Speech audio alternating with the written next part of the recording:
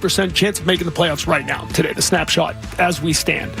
Is that enough to invest in this team and go all in for this year? Do they have to show you something over the next couple of weeks to earn that? Sort of where does that decision-making process stand right now? Well, I think all those tools, whether you look at ours, the things that are publicly available, they're telling us we need to win more games. And, fortunately, there's a lot of games left between now and the deadline. But we came into this season with a very aggressive mindset, and we believe that we were putting together a team that was capable of making the postseason. We still believe that's the case. And so, our heads right now are trying to figure out how we can improve this team and how we, add in places to bolster the roster so that we can make that deep playoff run that we had anticipated. So there you go. That's Craig Breslow last night on the NESN pregame show saying that he intends to add at the deadline. I'll believe it when I see it. But nonetheless, on a holiday week, Wednesday night, Red Sox actually, I don't want to call it playing a doubleheader today, but it has the feel of a doubleheader. Finished a suspended game earlier, play another one here in an hour at Fenway Park. And in the middle of all of that, with the 4th of July coming up and everything else, Jared Carrabis live and in studio. I'm talking to you, Chris Gasper. Jared Carrabis live and in studio tonight. The Gasper bail? No, but getting Gasper to come in here on a Friday is like trying to elect a pope. It is. You gotta get the whole congregation together. What do they call it? They did the movie on it. Conclave. The conclave. I did not have that word in my Anyway, words, so. Jared Carrabis presented by Blue Moon Light, a light and refreshing citrus wheat beer with only 95 calories. Brewed with real tangerine peel for a subtle sweetness and smooth finish, just like Jared. That's right, Tony. Enjoy Blue Moon Light today. 617-779-0985. So, really, since the last time we spoke, and I say we, mean me and the listeners, but Jared here as well, Red Sox have put together a couple of wins here, creeping up toward 500 again. I think this is... No way. What do you mean? The Red Sox are getting to 500 again? Wow. Well, they're creeping there. What are they now? 2 games under? And it is amazing, though, how no matter what happens, they either lose a few to go back to 500 or win a few to get back to 500. It's been 4 years. It's uncanny how they always seem to just float back to C level, and that's C, the letter of the alphabet, as you would call it. So, Jared, you tell me. Let me start with this. If you were them, and Craig Breslow, we're going to play a lot of Craig Breslow sound for those of you out there who might be in your cars, headed somewhere fun, just sitting around, whatever it is. Craig Breslow had a lot to say last night, some of it I thought was complete, total bullcrap. But the idea of them adding at the deadline, would you do it? Do you expect them to do it? Let's start there. Am I adding rental players? Absolutely not. No, I'm not doing that. What I am doing is I'm going to be making bold, aggressive moves for the future. And if the prices are too high, then I also don't get taken advantage of because I'm also swimming around in the market of teams that are trying to win this year. No, you can't publicly say we're not trying to win this year. Do I think that they can make the playoffs this year? Stupidly enough, I do. I do still think that they can make the playoffs this year. Do they have the firepower to make a run? That's different question. That's not that stupid. Why is it stupid? Because the league stinks. Agreed. That's my thought process. But every time I say I think that the Red Sox can make the playoffs, people think it's like a bit. We're like, everyone else thinks that they have no shot, so you're just trying to be different. No, to your point, Tony, that's what I've been running with. The rest of the league sucks. They suck, Mike. I think that the American League is wide open for anyone to just walk in the back door and say we're the third wild card team. That's very much still a possibility to me. But if I'm Craig Breslow, I don't know that I'm hanging a banner for the third wild card and just kind of getting bumped in a best-of-3 series. So I'm approaching this deadline with the plan in mind. We're making moves for 2026, 2027, and so forth. And I think for the most part, I don't want to speak for everyone, I would be okay with that. Not punting on, like, there's been years like 2014. They traded the entire rotation in 2014, coming off a World Series title. Right, Lackey, Lester, everyone. Guys. They all went. PV, they all went. But this trade deadline, I think that you can make moves that would sort of signal, all right, this isn't for this year, but fans would get excited for what's coming, at least give me hope. I think that is very much on the table with this trade deadline. Okay, so the rental thing to me is a good point, Jared, because rentals make no sense for this team. Correct. Okay, and I have said it this way, and, it's essentially the same thing, although, people can call it whatever they want. I said they're going to straddle it. They are going to make a move that's really geared more for 2026, but it's going to be a player with term, which means he can help them in 2025. And obviously late in the year, Roman Anthony will have a little more time in the big leagues. Marcelo Meyer will have a little more time in the big leagues. Maybe Christian Campbell comes back and can play again and is able to contribute at the end of the year. I'm not holding my breath, but you get the idea. The point is that the Red Sox at the end of the season could be in better shape than they're in right now. And just to give people the math, do you understand right now how little it would take to get into the playoffs? How little it would take. Right now, there are obviously 3 wildcard teams. Okay, 2 of them are from the American League East. Toronto and Tampa Bay, who effectively have the same record. Toronto is 47-38. Tampa Bay is 48-39. So Tampa Bay has played 2 more games, but they really have the same winning percentage. Right now, they're both in, and they have a what I would call a significant lead on the Red Sox at this point. It's like 5 games. Okay, but they're in your division. They're all separated, the Yankees included. They're separated by a game and a half, all 3 teams.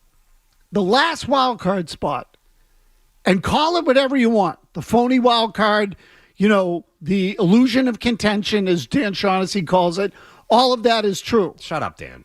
I love you, but shut up. But the final wild card spot right now is held by the Seattle Mariners, who are 44-41.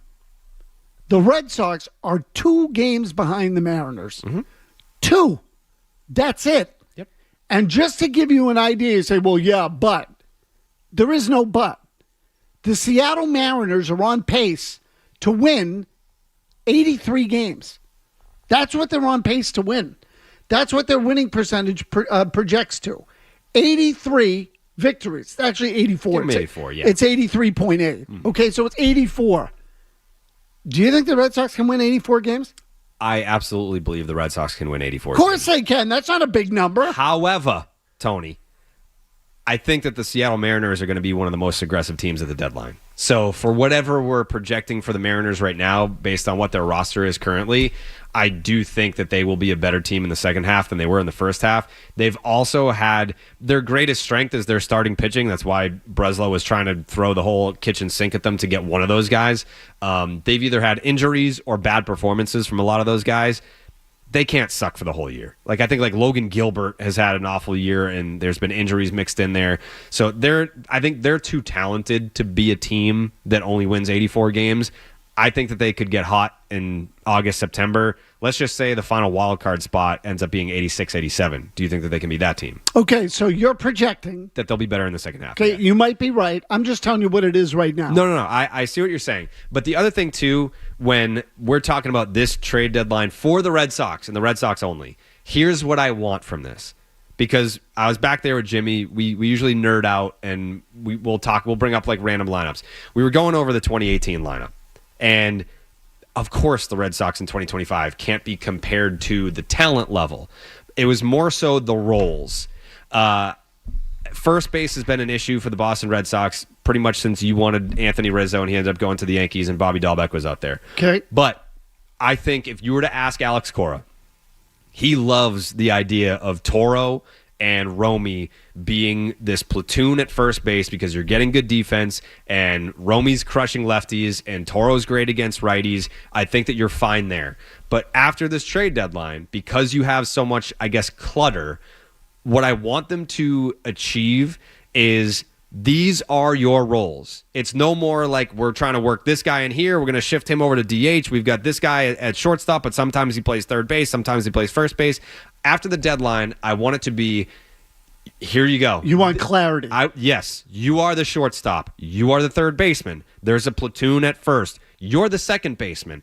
The outfield situation. All of that, I want it to be addressed because you often reference the 2015 team and how they played well in September. It was a last place team, but you could see the turning of the tide for the 3 straight division titles that, culminated in a World Series title in 18.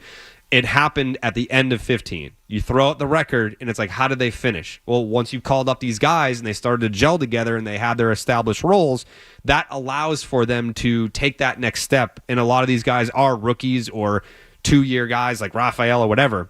They cement their footing in the game. That's what I want out of this deadline. Establish their roles. If there's guys that are in the way, do what you got to do to make sure that everyone is slotted into their roles so that the focus is on next year, and these are your spots. And then there were no questions coming into 2026. No one feels like they're competing, and sometimes that's a good thing. Like, competition is good. I won't deny that.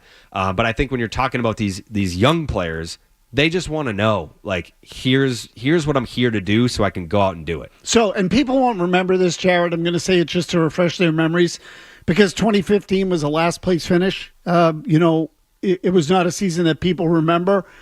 But basically in the final 40 games, the Red Sox won 26-14. Now, I say the final 40. On the final weekend of the year, I think they lost 4 games. They punted, yeah. Yeah, but they kind of pulled the plug on the season.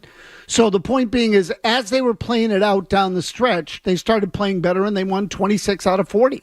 I mean, 26-14 is pretty damn good. Pretty good. I mean, that's a .680 winning percentage or something like that. It's insanely high. So they played a lot better. They came back the next year, and they were ready to go. Now, they weren't World Series caliber, but they were headed that way. So something like that makes a lot of sense. So I know you had a specific question about a particular player at the deadline. So do you want to ask that now, or do you want to ask it later? Let's ask it after the break, Tony. Okay. Yeah. Why don't you guys hang in tight? Okay. So I like it. We call that a tease. Mm-hmm. So we're going to tease the crap out of that, because there is a guy on this roster that if you are a seller at the deadline, you should probably move one way or the other, or you should commit. We'll explain who that is. Jared's thing about solidifying the lineup tells me that there is one player on this in this lineup that I think he wants to move or is willing to move. We'll get to him as well, and we'll get to your calls on the Baseball Hour, 617-779-0985. We will take your calls tonight. And again, Carrabis in here for the whole show.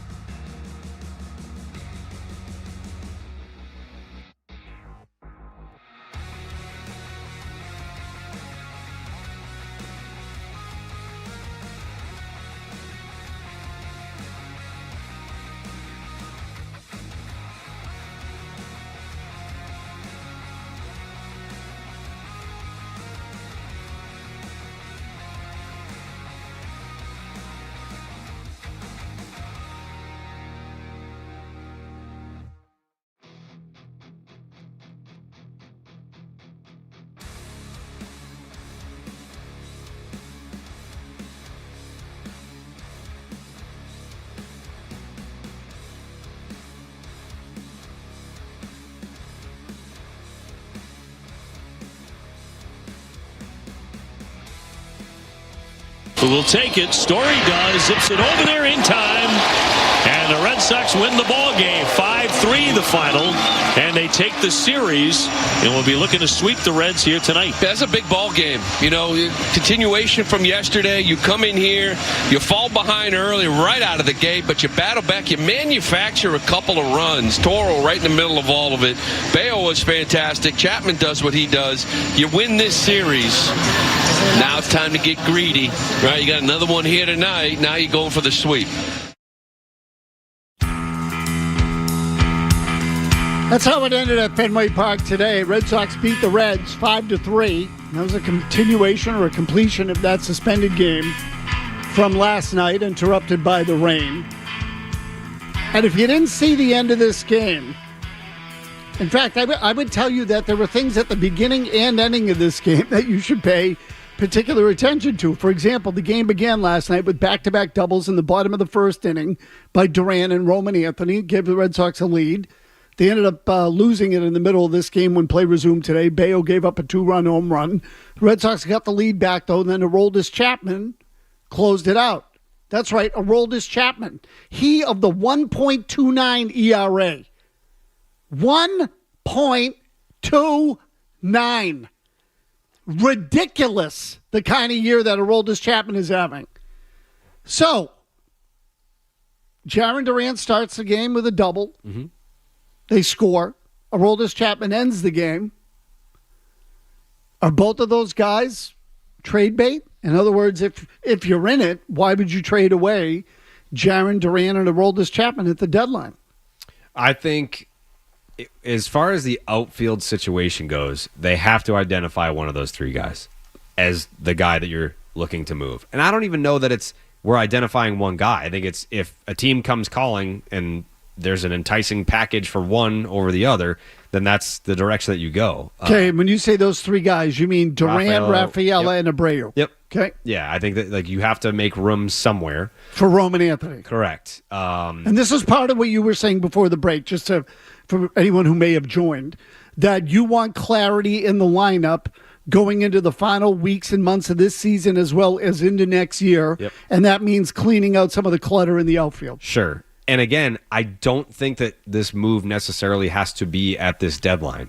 I think that you could capitalize on a team that really thinks that one of those pieces could put them over the top and maximize the return, but it's not necessary for the Red Sox to make that deal right now. You could make that in the offseason. Another name that I would look at, and this would really, I think it would shake things up in the clubhouse, not that, you're removing, like at the Devers situation where you're removing, a guy that is causing disturbances, but if they were to get someone to take on Trevor Story at this point, that's another guy where it's like, okay, now you could put Marcelo Meyer at his natural position. Bregman comes back. He's playing third base. But when you look at the Bregman situation in and of itself, he's a Scott Boras guy. I find it hard to believe, and I know that the injury plays a factor into this as well. I find it hard to believe that Scott Boras, after having his client wait until February to sign in a winter where they felt like they were positioned to get a multi-year deal, that he would have Bregman forego the chance at going to free agency if he comes back and continues on the same pace that he was. I think that he'd be passing up the 5 years at this point of security. So I don't know. How do you play this, Tony? If you're looking at the Bregman situation, are you saying, hey, if we can't get an extension done by the trade deadline, then we have to look to trade you because it would just make sense to do that? No. You're keeping him no matter what. I am, and I'll tell you why. Because I think this injury throws a wrench into Bregman's offseason plans.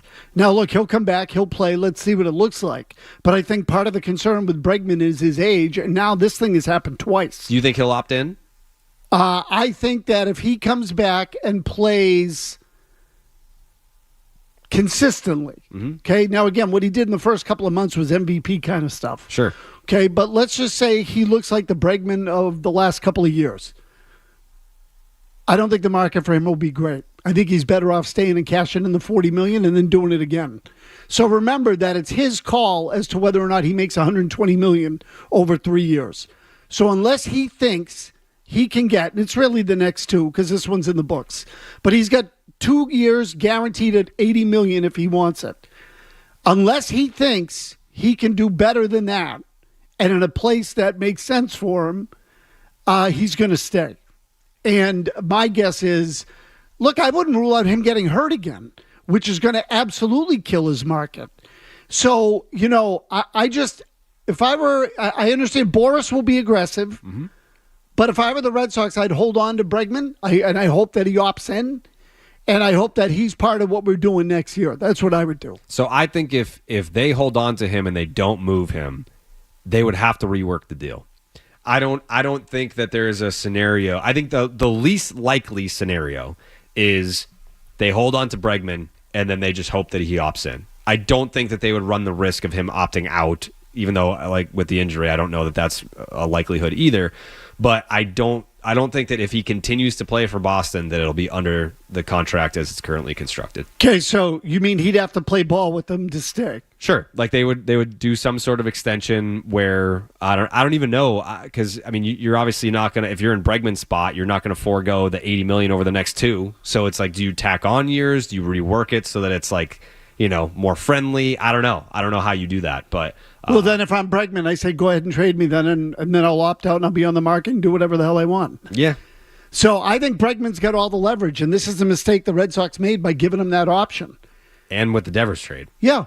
So, to me, Bregman has the leverage. And the Red Sox, I just don't see Boris playing ball with them unless the deal makes sense. I don't see him doing it. I don't see Scott Boras taking an L back-to-back off seasons with the same player. No way. Yeah. No way. He's not going to do that. But let me ask you a question quickly. Go ahead first. You go. Well, the counter is, look at what he did with Matt Chapman. So when he kind of floundered in free agency and then he ended up in San Francisco, once he was like, all right, I'm comfortable here, he did work the extension to get the money in the long-term deal for Matt Chapman. Also, Matt Chapman, younger player, but he did. I know everyone says like Boris clients will always go to free agency. It's not always. It's in most cases, but it's not always. And the Matt Chapman, it's interesting. It's a similar position during like a similar timeline. I mean, there are select clients he has had who have not gone. I mean, that's fair. Select, but the overwhelming likelihood is that he will go to free agency. So I was going to ask you something. Oh, Chapman. Mm-hmm. Would you trade Chapman? So here's my. You could argue, Jared. Yeah. And I hate Aroldis Chapman. Yeah. Okay. When he came here, he's been amazing. Yeah. The things that you don't like about him haven't been an issue this year. It's correct. So I was just going to say his ERA now is down to a 1.29, but overall for the season, Chapman has now pitched 35 innings. He has walked 10 batters. He has struck out 51. His walks per 9 are 2.6. Last year it was 5.7. Okay, that is a massive difference. And just going backwards the last several years, these are his walks per 9 the last few years. 5.7, 5.0, 6.1, 5.6, 6.9, 6.1. Okay, the last 6 years he hasn't been able to throw a strike. Now all of a sudden he's hitting the strike zone at a regular rate, the best rate of his career. He's never been this precise with his pitches in his entire career. Been a totally different guy. And if you're going to tell your fan base that they're in it, I don't see how you can trade a guy who is arguably your MVP. I wouldn't give him the MVP. To me, it would be Abreu, like Crochet, certainly other guys like that. What if they try to sell you on Hicks? What do you mean? Like we traded Chapman. I'm sorry. Jordan Hicks. Yeah. Not Aaron. No. I mean, with the way Chapman's been throwing, no way. Not in a million years. I mean, you do know that when the Royals traded Chapman, they got Reagan's back for him. So it's like you can get a top 3 Cy Young Award guy just for flipping Chapman. And the Royals traded a younger and not as effective Chapman. Okay, so now you're baiting me and I'm taking the bait. Yeah. If you can get that kind of player for him, sure. Yeah. Sure. Dean in Shrewsbury. Dean, what do you got? I just think it's funny how people think any takes you guys have as bits. It's sort of ridiculous. But anyways, I was wondering why Fitz pitched 3 innings instead of 1. And I have one take on Rafaela. I think you absolutely don't trade him because people overvalue offense and undervalue defense in the trade market because it sells tickets. And he's signed for forever. So, Dean, I wouldn't move Rafaela either. I would move the guy that I would move is Jarren Duran. I would move Duran and put Anthony in left field. To me, that would be the easy way to go. Duran's also the oldest member of that group. Like, that just feels like an easy one to me. Is if you want to get Anthony in the lineup in your scenario, clean out the clutter, identify spots. Rafaela's been better this year. He's shown some sign of improvement. I also do like the fact, Jared, that he's a natural in the outfield. I mean, he glides. He reads the ball well off the bat. There aren't many balls he can get to that he misses. And I say misses, they're not errors. He had a play the other night that I think he's good enough to make, which is that one running back into the triangle that went off his glove. I think typically he catches that ball. He makes the hard plays. It's kind of the easy ones that he tends to slip up on. And I think some of that's maturity and just growth. But his ability as an outfielder, off the charts. That's why I like when the Red Sox go on the road, is because you can see his true ability. Like when he's out there in San Francisco and like these larger sized outfields, it's like that's a ball that's, banging off a wall or in a corner somewhere at Fenway, but he can just glide to it in left center and go track down that ball. His outfield instincts are excellent. Mm-hmm. I mean, they're excellent. Now, the overthrows, things like that, I think you can coach that out of him. Or teach him, have him grow out of it. But the ability to just read the ball off the bat and run it down, Jarren Duran will never have that the way Rafaela does. I don't care how many reps he takes, he will never track the ball the way that Rafaela does. No, but he does play a good left field at Fenway. He does. And they pointed that out on the broadcast a number of times. He doesn't get enough credit for balls off the wall that he limits to singles that other guys that aren't as familiar out there, those are doubles. So I just think that's easy. I think anybody can do that. I do. I think you can learn But not that. everybody does. You can learn it, but not everyone does. Yeah, so I think that one's easy. He's the guy I would move. Anyway, I just remembered, too, I want to ask you about your conversation with Craig Breslow on the field on Friday night. We'll play more Breslow sound for you when we come back on the Baseball Hour. Kevin Majori's got your headlines.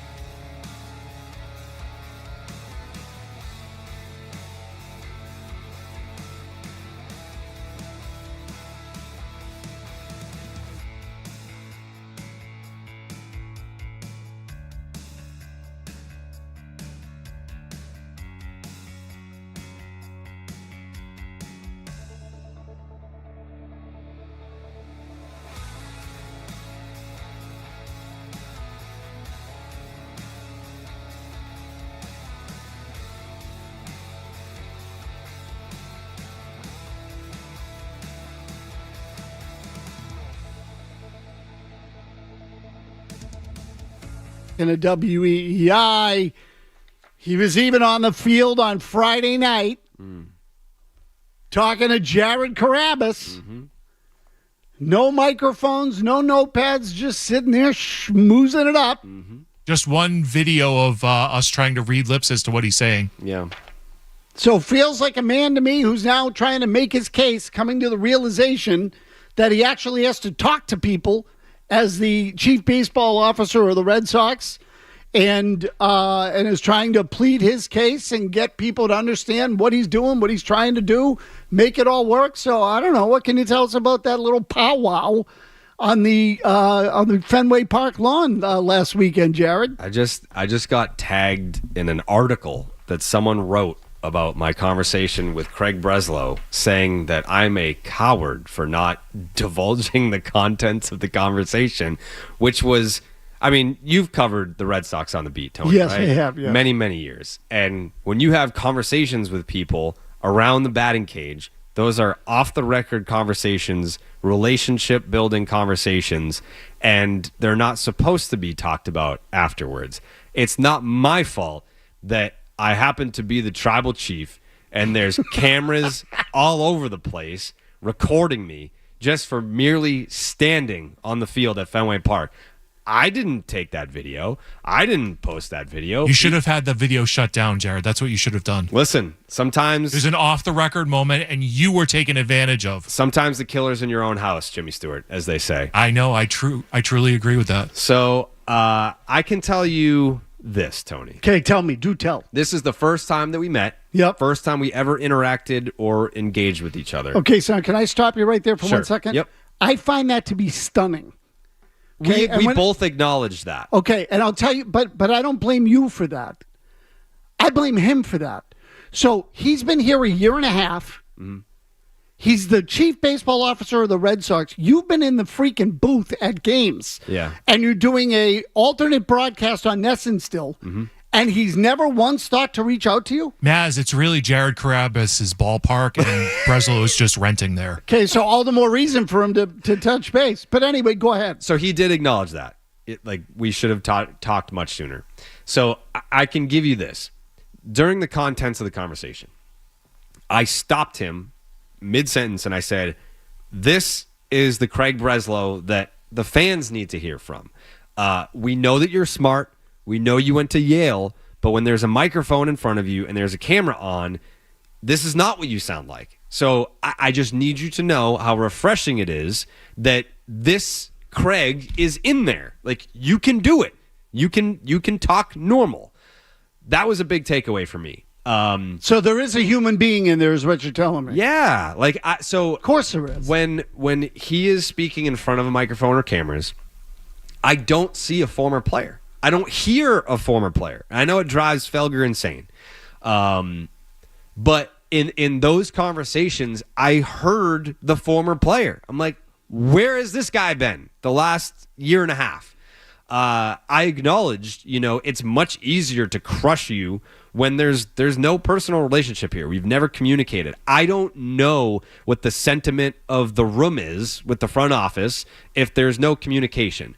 I can't, go to the audience here on the Sports Hub, the audience with Section 10. I can't go to them and try to give them, what I feel or what I think is the inner thought of the front office. I can't convey that because I don't know. Like, there's been no communication.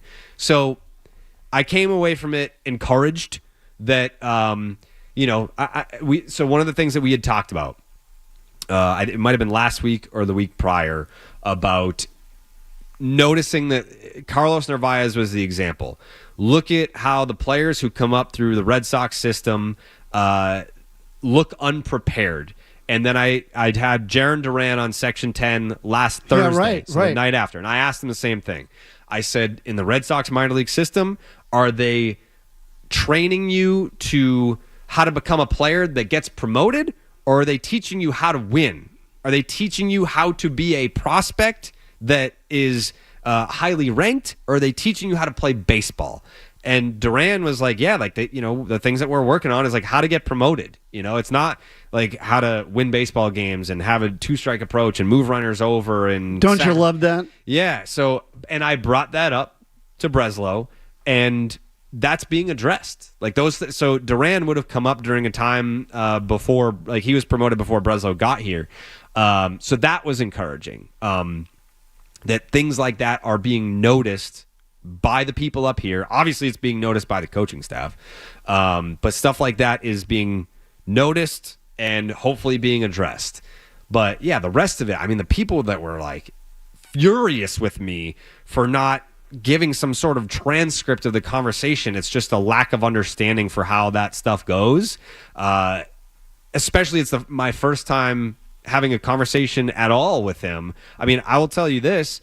When the Red Sox hired Chaim Bloom, it was at the Fan Fest. So that would have been in January. I think he got hired in November or something like that. At that event, him and I were put in a what's the word I'm looking for? Conference room. We were put in a conference room. We talked for like over an hour, just feeling each other out. What's your mindset? They're just getting to know each other. That was super beneficial for our relationship moving forward. So I had a feel for what was going on. There was an open line of communication. Super helpful. That never happened here. Well, not that it didn't happen, but like it's I don't know. I've never discussed publicly the contents of that conversation either. It's just that there was no cameras there to capture that. Got it. No one crushed me for not being like, what did you guys talk about? It's like, it's none of your business, Coward. Yeah, so it's like, I mean, we did come away from the conversation being like, this is how I left it. I said, let's continue talking. Let's keep the conversation going. I'd like to know more about you. Things about me doesn't matter, but like, let's build a relationship. It's mutually beneficial. And then we do the podcast. At no point was I like, well, let's keep this private forever and we'll never press you. People are like, you're letting him off the hook. Like, no, I think, first of all, shout out to Dave O'Brien. I think he did an excellent job interviewing Craig during the Nesson broadcast. But if he were to come on the podcast, I think he knows if you're sitting in that middle seat and Tyler Milliken is flanking you and Steve and Coley and me, like you're not going to get softball questions. We're not going to be combative. But I think there are questions that the fans want answered, and I feel like we could provide an environment to hopefully humanize him and get information that fans would find very valuable. Those conversations on the field, it's not, hey, like let me criticize you on the podcast and then kiss your ass in public. That's not what that is. It's let's build a relationship so that when we get to a point where we do sit down to do the interview, everyone's comfortable. And it can be loose and informative and, again, humanizing. And I'll even give Felger a shit. He was like the first one, episode 100 of Section 10.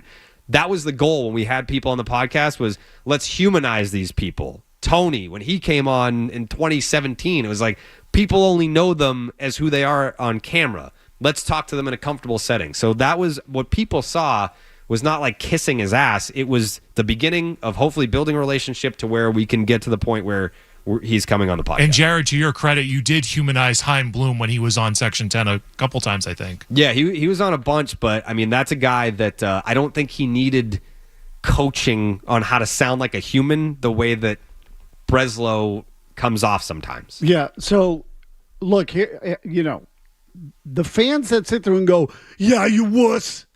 Shut up. You don't have a clue. Also, you won't say it to their face. Like, yes, I will and do. Yeah, but you're also not going to. Who do you know that goes up to someone and goes, you're a pussy for not making that trade? Yeah. It's like nobody's going to do that. And those people, because I got friends like that. We all do. First of all, nobody deals with anybody they have to work with like that and want to preserve the relationship with that type of, arrogance or disrespect. Frankly, and the thing you're talking about, the conversations that nobody knows about, that's the job. Yeah. That's the whole point, is that you're over there and you're getting some sort of insight and understanding, and when the time comes for you to let it known what you know, then you let everybody know. Sure. The conversation at the batting cage, I made my living doing that. That was the best spot. Yep. I could get guys. The game would work in threes. A guy would come out of the cage and go, "Can I ask you something about last night's game?" Yeah. Who effed up on that play? All right, don't quote me, but. And they knew at that point, because I had done it so many times, they knew I wasn't going to quote them, but I was able to educate myself on what the hell was going on the field. And when I needed to get info on something, people would tell me. Mm-hmm. So that's it. The job is to ultimately get the message across to the fan. And so, it's not to grill them for every single thing they do wrong. That's part of it. It's part of it. But the fact is, the job's to get info. Correct. And for me, it's relationship building. Definitely. In the conversation with Duran, we're not as loose and candid if the relationship wasn't built first. Like, we can joke around with him, and I can call him an idiot as he's sitting next to me if a PR person just pulled him over and before we started doing the interview, we're like, fake. Hey, nice to meet you. I'm Jared. Hey, I'm Jaron. Like, it's not the same way. It's stiff. It's question answer. Yep, it's fake. It's rehearsed. It's canned answer. It's media trained answer. It's a waste of time. Yes. So it was the most candid interview that he's ever done in his career. And you know why? Of the relationship building. Because it wasn't recorded. No. I'm talking about Duran. Oh, but I'm saying, but this is it. Also, even when you build the relationship. They won't give you, a lot of times they won't give you the good stuff on the record. They won't. Why should they? So you got to get it off the record and you have to know what's going on and then use it when you need it. Mm-hmm. So again, Felger and Maz Journalism School, Jared, one of these days we're actually going to get people to show up. I do want to, I'll be there. I want to jam in some of these calls quickly. Noah in Kansas City. Go ahead, Noah, just be fast. Yeah, so I definitely think it's insane if Chapman is on the team after July 31st, if we're just still hovering around 500. Duran as well, too. I don't care if he's gone in the offseason or after that, but no reason for him as well. And just as well, too, I think Anthony and Meyer's swing look amazing, not anywhere near as timid or kind of, pulling out to right or to the opposite field like Campbell has been. So, Noah, thank you. I'll just say one thing about Meyer, whom the more I watch, the more I like. Against lefties, he needs work. Boy, does he need work. Did you see that strikeout today against the lefty when he missed the ball by a foot? He's pulling off into right field, and he's done this before. When he has a good approach, I'm not telling you he can never hit lefties. I'm just telling you I now understand what Alex Cora has been saying. Anthony in Waltham. Get Anthony. How good is Joe Stinson Garcia? Is he a part of the future or not? Okay, the password. No. Is he legit? No, he's going to be a prime trade chip at this deadline, I think. I mean, he's playing up ever since he got promoted to AAA. He looks awesome. He's hitting homers. He's got a good build. But, yeah, I think that's a very clear trade chip. Okay, I hope that they're able to draw the distinction between the guys they keep and the guys they trade. Because up to now, or at least up until the Crochet deal, it has felt to me like they want to keep everybody. John's in a car. John, go ahead. Two things, Tony, real quick. Chapman, I want to keep him for the simple fact that I have no confidence that they will get what they deserve for him. I have a less than 5% chance that they'll do the right thing with that. And with Duran, they are stuck with this guy, in my opinion. He is a lot older than some of these other guys, and he has been terrible this year. He's had one good year in the majors, one, and it was a great one. But the other 3 or 4 he's been in the pros, average to subpar. Okay, so look again. I think the thing with Duran to me is the age more than anything. Is he 27? No, he's like 29. No. Yes, he is. No, he's not 29. Hold on, I'll look it up. Yeah, look it up. I think he's turning 28. Give me a minute. Yeah, look it up. Jared's right. Yeah, I usually am. Okay, he is. He's already 28. He'll be 29 in September. Okay, so he'll be 29. So I was right. Well, we met in the middle. No, I'm right. People are talking about him like he's 40, though. He's going to be 29 in September. That's not that old. How Tony. old's Marcelo Meyer? 22? Okay, how old is Roman Anthony? 21. Okay, so is he the same as those guys? I didn't say he was. I just said he's not old. He's not. He's not. Can I give you one thing before we let you go that went right up my ass that Craig Breslow said what he said? on Nesson last night? Jimmy, it's either 5 or 8. I don't know which one, so start with 5. We'll go in order and see if that's it. You've talked about the payroll flexibility that comes with a trade like you had with Rafael Devers, and there were quotes from Scott Boras when the team was on the West Coast that Alex Bregman would be interesting in extending a longer deal. Has there been any talk? Is that something you would consider with that payroll flexibility? How does that decision-making process come together? Yeah, I think the first thing to say is, like, at least as it relates to the deadline, payroll flexibility gives us more options. This is not it. Okay, so Jimmy just helped me clarify. This isn't it. Play the other one. Play number I want one. to ask you finally, Roman Anthony, 3 consecutive multiple hit games. Marcelo Meyer comes back from the bereavement list with 2 hits last night. We've talked about the young guys sort of finding their way. They clearly seem to be getting comfortable at the major league level. For sure. And like I said earlier, this vision that we have for the roster that's going to compete for World Series championships year after year is one that's going to be dynamic and impact the game across all facets. Stop. When this vision that we have for the roster that's going to compete for championships year after year. What? What's your problem with that? So, okay, the vision, fine. It's going to, it's a fact. Here's what I would tell Breslow right now. Mm-hmm. I mean, seriously. Focus on a winning record first. Okay? This thing of we are going to tell you that we are going to build a roster that competes for championships year in and year out. You've been telling me that for how long? Well, Heim was saying it too. Okay, exactly. Yeah. So, how about you win more than you lose first? Can we start with that? That'd be nice. Let's start with that. Dick Williams. Yes, let's win more than we lose. Because they do an awful lot of losing. I'm just getting tired of the promises. Okay, I'm getting tired of the promises. Win some effing games, then tell me you're going to win championships. Because when you start talking about championships and you're under 500, you look like an ass. I mean, it's the same crap every year. It's a holiday weekend. I didn't want to get this upset, Jared. I took exception to the fact that Felger thought I couldn't talk 75, so I hit him with a 67 reference. Went back even farther. Anyway. They lost both those years, by the way. They did lose, yeah. Before we let you go, any parting words of wisdom? No. Enjoy your holiday, and I think you need to take some time away from this team, Tony. Your hair is getting even grayer, and I think it's Red Sox related. So I think it is Red Sox related, actually. So let's see what they look like when I come back next week. Okay.